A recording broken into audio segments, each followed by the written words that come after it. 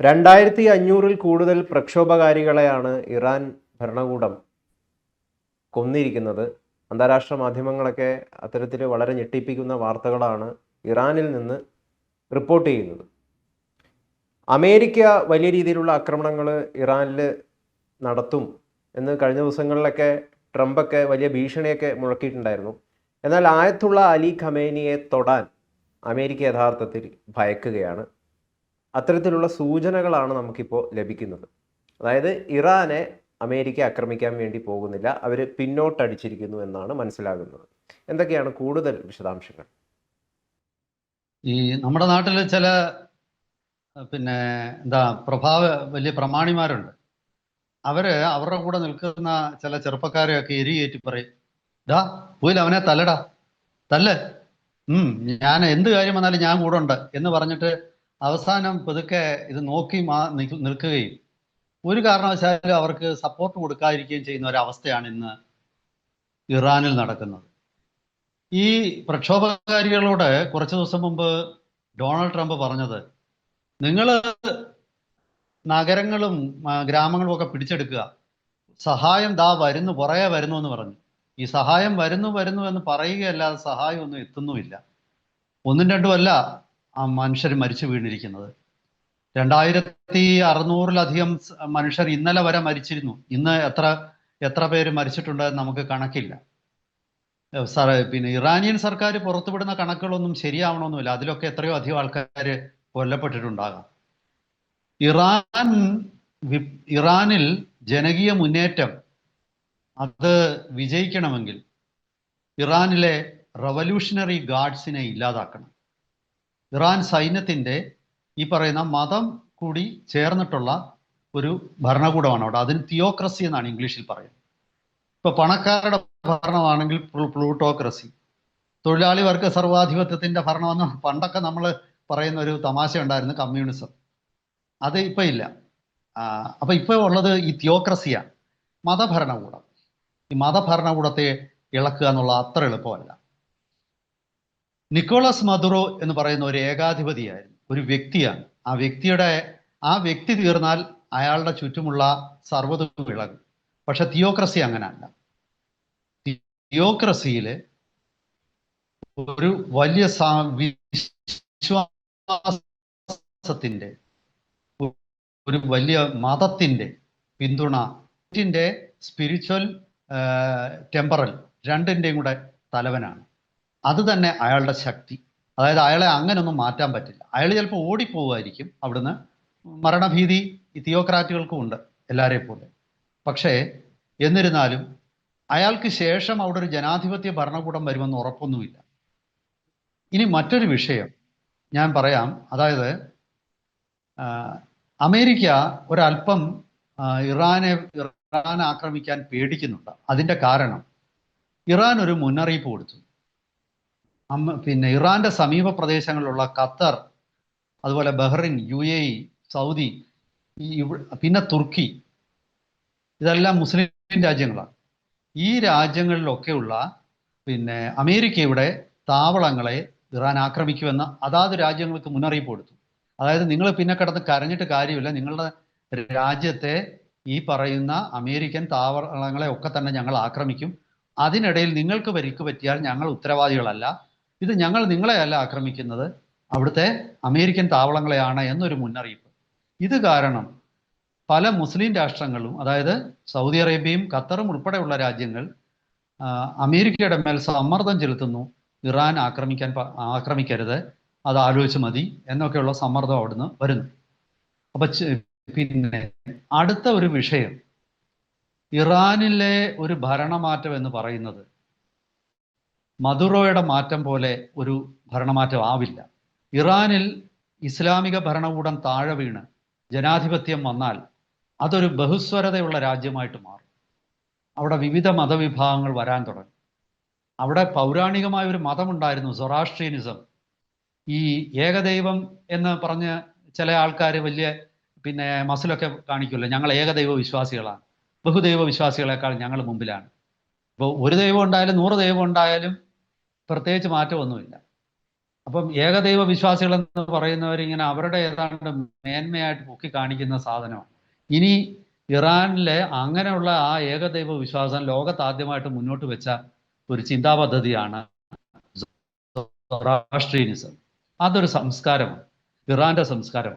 ആ സൊറാഷ്ട്രിയനിസം ഇപ്പോഴും അവിടെ ഉണ്ട്. അത് കൂടാതെ അവിടെ 19-ാം നൂറ്റാണ്ടിൽ ബഹായി എന്ന് പറയുന്ന ഒരു മതം അവിടെ ഉണ്ടായി. ആ ബഹായികളെ ഈ ഇസ്ലാമിക് വിപ്ലവ കാലത്ത് ഏറ്റവും കൂടുതൽ ആക്രമിക്കപ്പെട്ടത് ബഹായികളാണ്.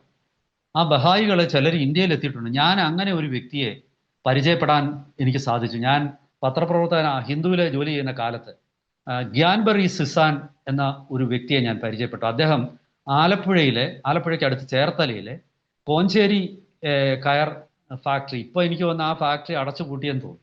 ആ കോഞ്ചേരി കയർ ഫാക്ടറികളുടെ പിന്നെ ജനറൽ മാനേജർ ആയിരുന്നു ഈ ഗ്യാൻബറി സിസാൻ. അദ്ദേഹം അന്നത്തെ ആലപ്പുഴ ജില്ലാ കളക്ടർ ആയിരുന്ന വ്യക്തി.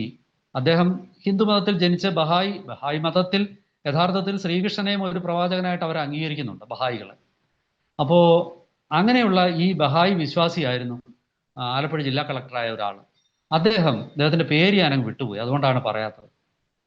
അദ്ദേഹമാണ് എനിക്ക് ഈ ഗ്യാൻബറി രാമാനുജൻ എന്നാണ്, അല്ല രാമാനന്ദൻ, പാലക്കാട്ടുകാരനാണ്. രാമാനന്ദൻ ആയിരുന്നു അന്നത്തെ ആലപ്പുഴ ജില്ലാ കളക്ടർ. അപ്പോൾ അദ്ദേഹമാണ് എനിക്ക് ഈ ഗ്യാൻബറി സിസായനെ പരിചയപ്പെടുത്തുന്നത്. ഞാൻ ഗ്യാൻബറി സിസായെ പോയിട്ട് ഇന്റർവ്യൂ ചെയ്ത് അദ്ദേഹത്തിന്റെ അനുഭവങ്ങൾ ഞാൻ ഹിന്ദുവിൽ എഴുതിയിരുന്നു. നമുക്ക് ഞെട്ടിക്കുന്ന ഒരു അനുഭവമാണ് അദ്ദേഹം പറഞ്ഞത്. അതായത് അന്ന് പിന്നെ ഇന്ന് ഇറാനിൽ നടക്കുന്നതിൻ്റെ ഇരട്ടിയിലധികം കലാപകലുഷിതമായിരുന്നു 1978 ഇറാനിലെ ഇസ്ലാമിക വിപ്ലവം. അന്ന് അയത്തുള്ള റൂഹുള്ള ഖമൈനിയുടെ ഉദയമാണത്. അന്നത്തെ സമയത്ത് അദ്ദേഹം പറയുന്നത് അദ്ദേഹം ബഹായികളെയൊക്കെ കൂട്ടത്തോടെ പിന്നെ ഇസ്ലാം മത വിശ്വാസികൾ കൂട്ടക്കുരുതി നടത്തുന്ന ഒരു കാലമായിരുന്നു. അവരുടെ സ്ത്രീകളെ ബലാത്സംഗം ചെയ്യുന്നു, അവരുടെ പുരുഷന്മാരെ എല്ലാം നിർദ്ദയം കൊന്നുകളയുന്നു, ഭർത്താക്കന്മാരുടെ മുന്നിലിട്ട് ഭാര്യമാരെ അപമാനിക്കുന്നു, അവരുടെ കുഞ്ഞുങ്ങളെ കൊന്നുകളയുന്നു. എങ്ങോട്ടൊന്നില്ലാതെ ഗ്യാൻബറി സിസായുടെ കുടുംബം ടെഹ്റാനിൽ നിന്ന് ഓടുകയാണ്. ആ ഓട്ടത്തിനിടയിൽ അദ്ദേഹത്തിൻ്റെ അച്ഛനും മൂത്ത സഹോദരനും കൊല്ലപ്പെടുന്നു. 2 സഹോദരിമാരും അമ്മയും രക്ഷപ്പെട്ട് ഏതോ രാജ്യത്തിൻ്റെ എംബസിയിൽ ചെല്ലുകയും ഒടുവിൽ അവരെ അവിടുന്ന് തുർക്കി ഈസ്റ്റാൻബുളിലേക്ക് അവർ പോവുകയും ചെയ്തു.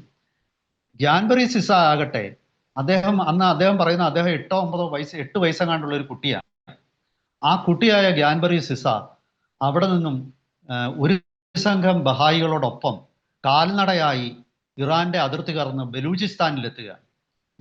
പാകിസ്ഥാൻ ബലൂചിസ്ഥാനിലെത്തുമ്പോൾ പാകിസ്ഥാൻ സൈന്യം അവരെ അറസ്റ്റ് ചെയ്യുകയും പിന്നീട് അവരെ ഐക്യരാഷ്ട്രസഭ രക്ഷപ്പെടുത്തി. അങ്ങനെ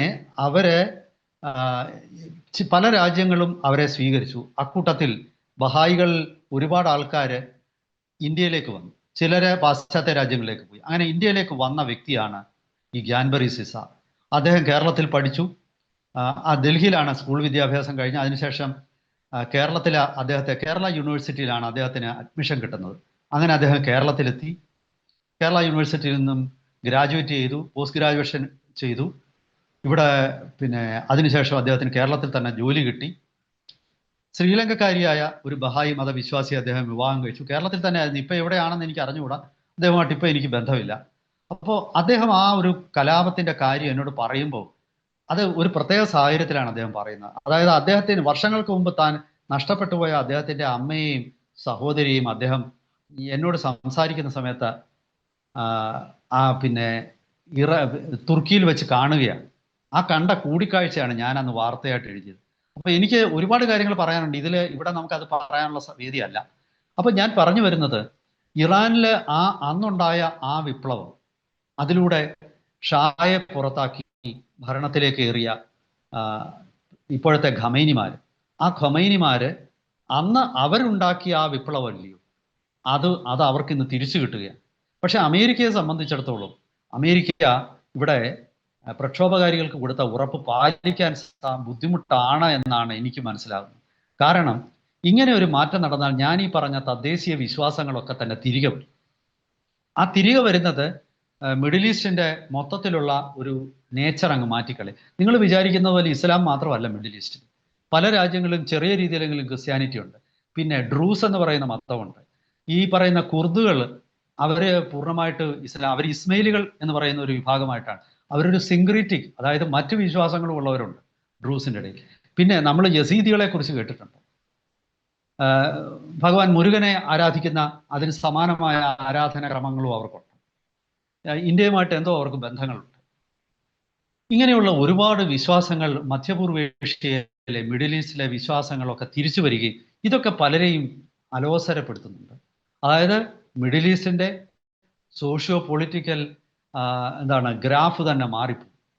മിഡിൽ ഈസ്റ്റ് പുതിയ പ്രവണതകൾ, അതുകൊണ്ട് തന്നെ ഇവിടെ സ്വാഭാവികമായിട്ടും ഈ ഷിയ ഭരണകൂടത്തെ മാറ്റുന്നതിൽ നിന്നും വലിയൊരു ബലം പ്രയോഗിച്ച് അമേരിക്ക ഇടപെടുന്നതിനെതിരെ വലിയൊരു ചിന്ത ഒരു വിഭാഗം ആൾക്കാരുടെ മനസ്സിൽ ഇപ്പോഴും ഉണ്ട്.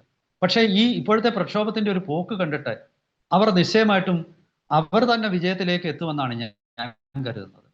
അവർക്ക് അമേരിക്കയുടെ സഹായമൊന്നും വേണ്ട. അവർക്ക് സ്വന്തം കാലിൽ നിൽക്കാൻ ഇറാനിയൻ ജനത സൊറാഷ്ട്രയുടെ അവരുടെ പുസ്തകമാണ്.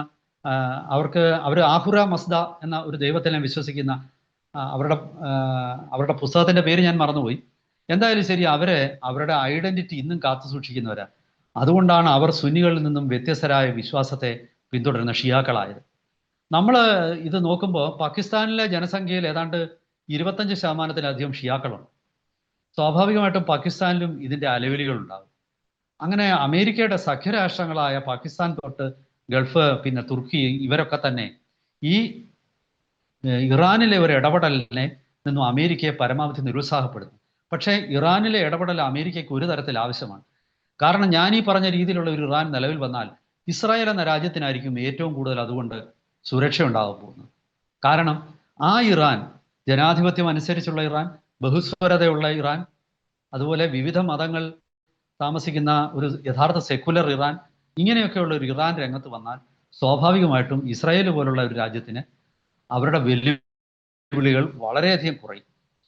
പണ്ട് ഷായുടെ കാലത്ത് ഇസ്രായേലും ഇറാനും തമ്മിൽ വലിയ സൗഹൃദത്തിലായിരുന്നു. ഒരുപക്ഷെ ഇസ്രായേലിന് അന്ന് അമേരിക്ക കഴിഞ്ഞാൽ ഏറ്റവും സൗഹാർദ്ദമുള്ള രാഷ്ട്രമായിരുന്നു ഇറാൻ. ടെഹ്റാനിലൂടെ മിനി സ്കർട്ടും ഒക്കെ ഇട്ട സ്ത്രീകൾ നടന്നു പോകായിരുന്നു, സിഗരറ്റ് വലിച്ചുകൊണ്ട് സ്ത്രീകൾ നടന്നു പോകുമായിരുന്നു. നിങ്ങൾ ഏത് പാശ്ചാത്യ നഗരത്തിലും ചെല്ലുന്ന പ്രതീതിയായിരുന്നു ആ കാലഘട്ടത്തിൽ. കാബൂളിൽ അങ്ങനെ ആയിരുന്നു. കാബൂളിൽ ഒരുപാട് പബ്ബുകളും ബാറുകളും ഒക്കെ ഉണ്ടായിരുന്ന കാലമായിരുന്നു.